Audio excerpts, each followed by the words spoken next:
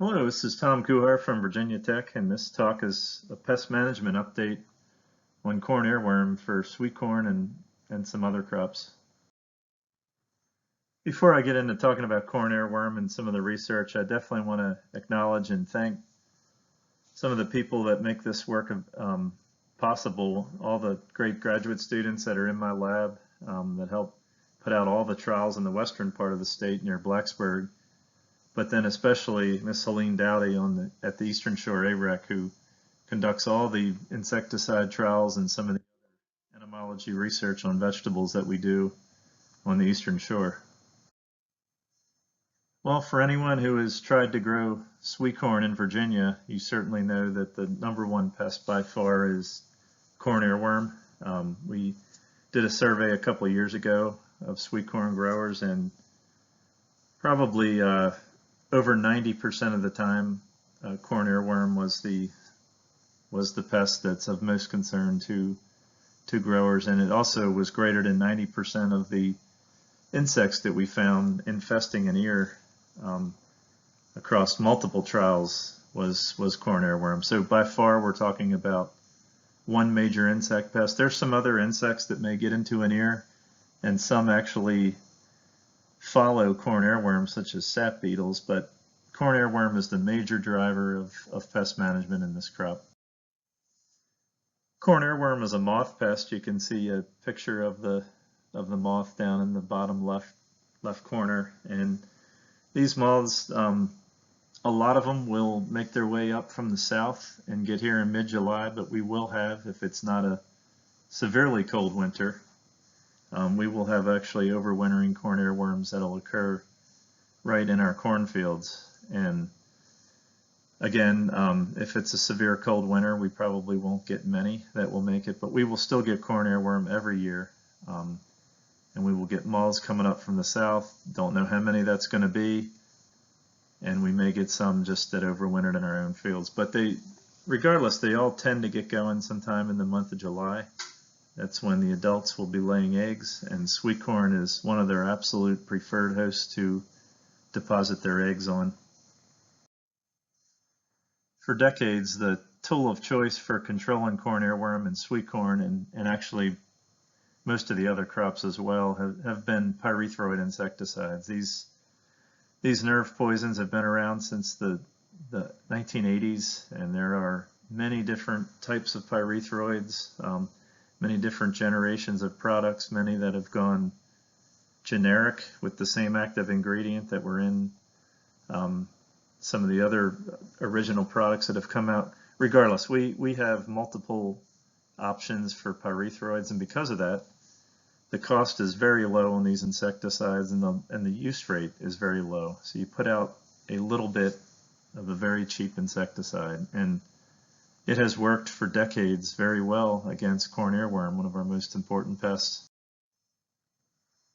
This is an example of a insecticide trial that was conducted back in 2008 in Virginia Beach on a commercial farm, and this just basically shows how insecticide trials used to go during that time. We've got Warrior 2 and Lambda Psi. Both have the same active ingredient. It's in a pyrethroid. Captures another pyrethroid that's down at the bottom. And after about 6 applications beginning at tasseling, we basically got pretty good protection of that sweet corn and eliminated the corn earworms that were in the ears. But as time would go on, and something happened around the time of 2008 and has been established, and that is that it seems like the susceptibility of corn earworm moths to pyrethroids has dropped, and this has been picked up very well by the researchers at the Virginia Tech's Tidewater AREC in Suffolk, Virginia, first by Ames Herbert and his crew, and then now Dr. Sally Taylor. They have monitored pyrethroid susceptibility in corn earworm moths. So they would basically catch moths at pheromone traps and put them in these treated vials that has enough pyrethroid insecticide. In this case, it's 5 micrograms of cypermethrin. That is enough that it should kill all moths. And you put the moths in there for 24 hours, and you should get none surviving the next morning. And then of course there's control vials just to see whether control mortality is actually zero. And this has been done for a long time, as you can see. It goes back to 2003 and actually is still being done today. And really what it has shown is since 2008 we have had reduced susceptibility. We're getting a lot more moths surviving these vials, and there should be none. So that was an indication that something might be going on. We might be losing our susceptibility to this class of chemistry in the corn earworm moth. And some other data, a little more detailed work that was done by Dr. Taylor was they collected corn earworms, the larvae, and reared them out to a second generation and fed them on a diet, a corn earworm diet that was laced with different insecticide concentrations. And from that, you could calculate the LD90, the lethal dose it takes to kill 90% of the corn earworms. And what this is showing in the table is that the top benzone, that is actually a laboratory strain that you can buy of corn earworms that are susceptible to pyrethroids. And as you see in this case, it's less than 1 part per million of the pyrethroid. In this case, it was warrior, or lambda-cyhalothrin, was needed to kill it, and that's a very susceptible colony, and it didn't take very much pyrethroid. But these are populations of corn earworm that were collected around Virginia, and then a couple sites in North Carolina as well. And just look at the Suffolk one, and just what that indicates is it takes 229 parts per million now to actually reach the LD90 of the corn earworms from that population, and that's much, much higher than what you would see in a susceptible strain. So again, this is verification that we may have some things going on with resistance in corn earworm. So that led us to some trials that we did in 2020, and what we did is test most of the pyrethroids that sweet corn growers are going to use to control corn earworm and other things. So these included Asana, Baythroid, a bifenthrin, which is, there's actually many products that contain that. It's generic. Hero, which actually contains 2 different pyrethroids. It has bifenthrin, and then it has zeta-cypermethrin, which is in Mustang Max, another one of our pyrethroids. Lambda-cy, a very popular pyrethroid. Permethrin, one that's been around a long time. Warrior 2, which also has lambda-cyhalothrin. And then Besiege was another product which not only has lambda-cyhalothrin, but it has a diamide, the same diamide that's in Coragen. So these 10 insecticides were evaluated at 2 different locations. We ran a trial at Kentland Farm in Whitethorn, Virginia, and also ran another trial on the Eastern Shore of Virginia. And what we wanted to do here is just to see head-to-head, how are pyrethroids doing? Are they getting the job done? And then 2, are there any differences among the pyrethroids that may be showing up here now with some resistance starting to build up?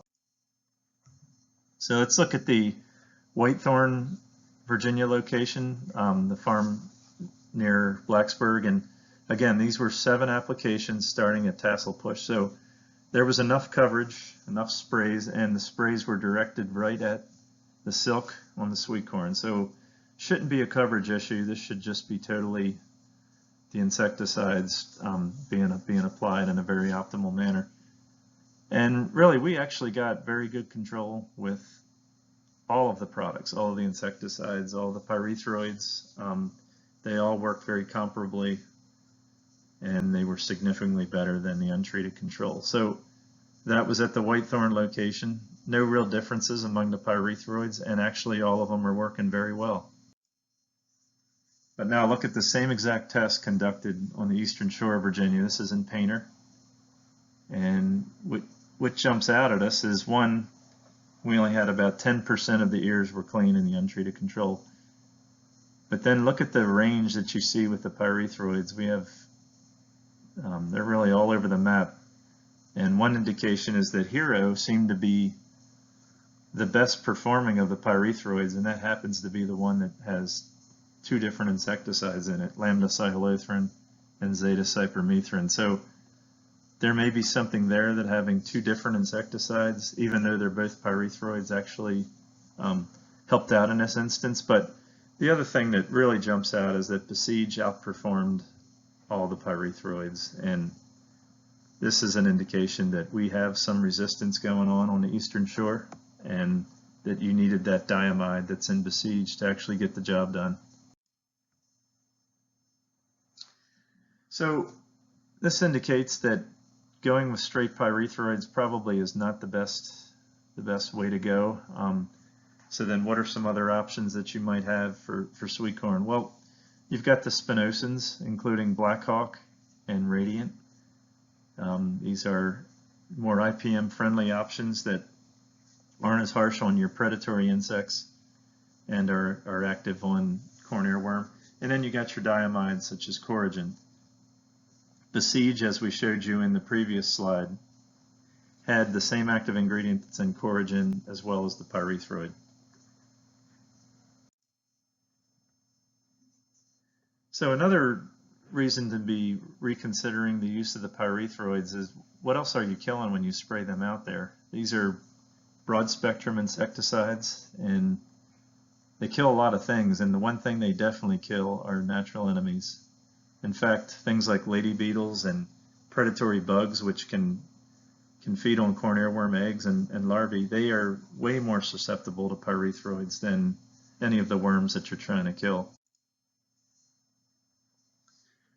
Another thing that'll happen if you spray pyrethroids is you will have outbreaks of corn leaf aphid. In fact, I don't see corn leaf aphid being a problem in any fields unless growers have sprayed multiple pyrethroids. And these aphids will multiply. They are resistant to pyrethroids, and you will have the sticky honeydew and some of the sooty mold that'll end up on the husk of the sweet corn, which could impact marketability of that sweet corn ear.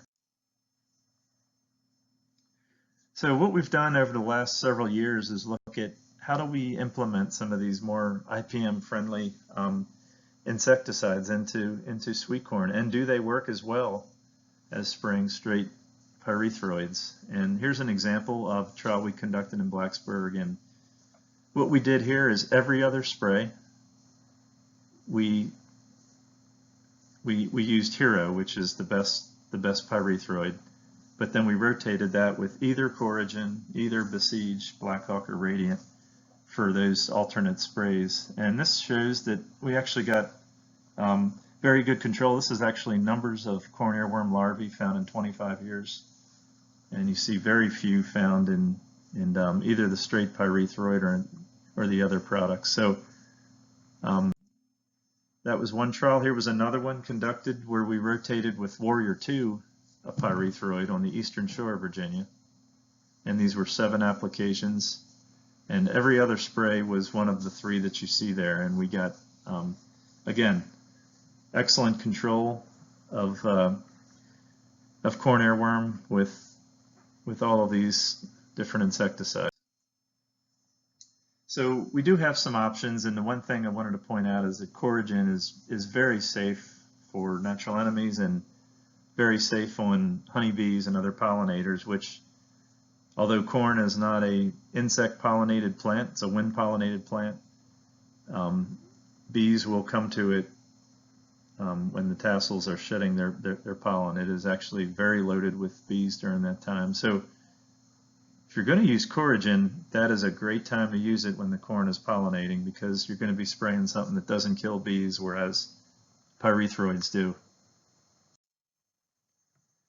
Okay, moving into another way of managing corn earworms that a lot of growers have used and have for the last decade or so, and that is the use of Bt transgenic sweet corn hybrids. And there are several different ones out there, Attribute and Attribute 2, and these are much different Bt events, and I'm going to kind of tell you. But one thing I will say is that all Bt sweet corn hybrids will give you virtually 100% control of European corn borer, which bores into the stalk. So stalk protection, they work outstanding. Now ear, a little bit different story.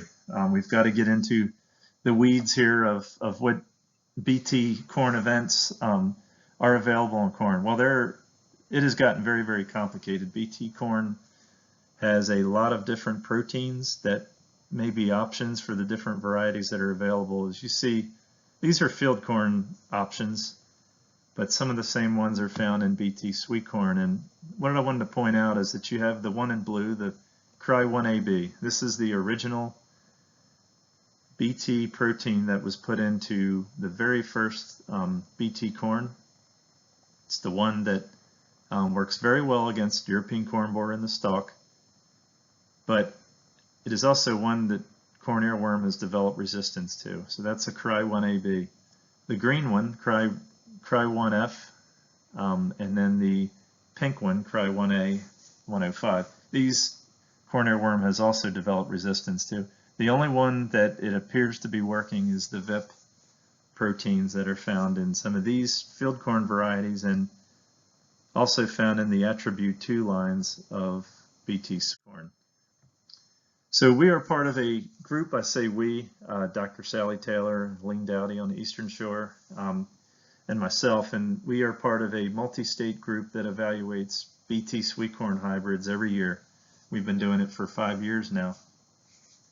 And this is just some of the results. The results have not changed across the years that we've been looking at it, and what they all indicate is that if you're not planting BT sweetcorn that has the VIP gene in it, such as Remedy on the far right, you can see the percentage of ears damaged by corn earworm. It's 0. It's virtually 0 across all 4 locations: Abingdon, Blacksburg, Eastern Shore, and Suffolk. So we're getting across all these locations, and actually across the whole eastern U.S.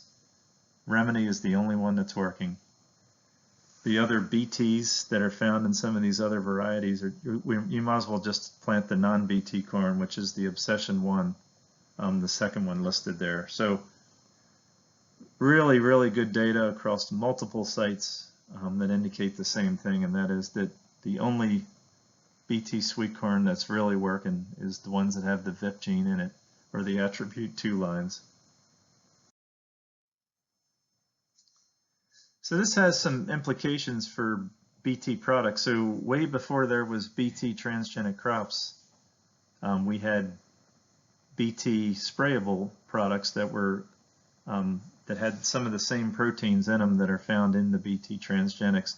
Unfortunately, it is not the VIP protein, it is the Cry proteins, the ones that we've seen that corn earworm is resistant to. So there are a lot of different products that are available, such as Dipel and some of the others. Zentari, Agree, Javelin, these are all BT products that are available for foliar sprays. And one thing we did is looked at a insecticide test. This would be for organic sweetcorn growers, and do the BTs work at all? And we looked at Dipel and we looked at Zentari, which by the way are 2 different strains of BT. Dipel is BT Kerstaki and Zentari has BT Azawi, and neither one worked. This is the percentage of ears that are clean of corn earworm. And you see really compared to Coragen, which is a insecticide that works well, as we've indicated earlier, that the BTs just really don't do anything as a foliar spray, and there is resistance to BT. And this has implications for other vegetables. Corn earworm attacks over 300 different plants, some of which BT, especially if you're an organic grower, may be a insecticide of choice because it's very IPM friendly, but as you can see, it's probably not a very good option for corn earworm control on any of these vegetables. Fortunately for fruiting vegetables and a lot of those other vegetables, we have a wide selection of Lepidopteran specific insecticides that really work extremely well. A lot of different options. By the way, there is a handout that we've put together that kind of outlines how these insecticides are grouped into their various classes for rotation and a lot of the products that are available. So this handout is actually going to be available for download here at this meeting. It'll be on the site where the talks are located. But this is just a picture of what you will see on that handout.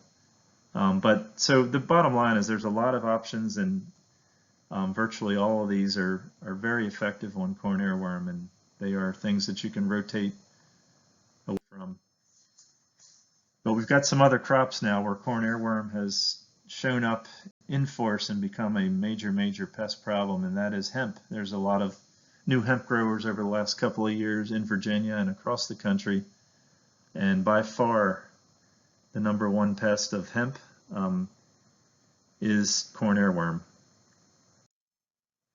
One of the things corn earworm does, as you can just see, this plant is absolutely crawling with corn earworms, is it causes bud rot. So you get the flower buds, which is the marketable portion for a lot of hemp that's grown, particularly for CBD oil.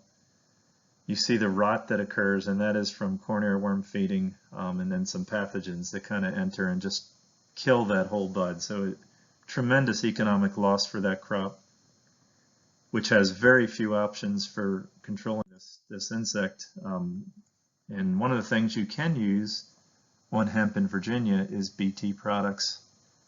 And unfortunately, what this slide shows, as you can look at Javelin and Dipel, which are the 2 BTs, and this slide is number of corn earworms found on 10 hemp plants that we were. This trial was actually conducted on the eastern shore of Virginia, and this was grain hemp, but it does show you that the corn earworm numbers that are found on BT are equal to the ones found on untreated control, compared with a product like Entrust, which is spinosad. In this case, it's an OMRI certified organic product, but it's not one that hemp growers can use. Hemp growers really have very few options at all for corn earworm control, and it's a very tough pest for them. So that's it, a discussion of corn earworm and kind of our current situation here. Some parting thoughts that, this pest has been, and it's even more so now, one of our major pest problems of sweet corn and many other crops in the state of Virginia. Resistance to pyrethroids, is clearly occurring, as we've shown in our trials this past year in comparing the eastern shore to Blacksburg. We had resistance on the eastern shore, and it made a difference. So rotating insecticides is a very good option, highly recommended for a lot of reasons, but one, you're probably going to rotate to an insecticide that's a lot safer on non-target beneficial insects. Not only do we have resistance to pyrethroids, but there is resistance to many of the proteins, the cry proteins in particular. Corn earworm has developed this, which has impacted the BT sweetcorn varieties and has also impacted the foliar spray options of BT, which is a very bad story for hemp growers. So that's all. Thank you for your attention.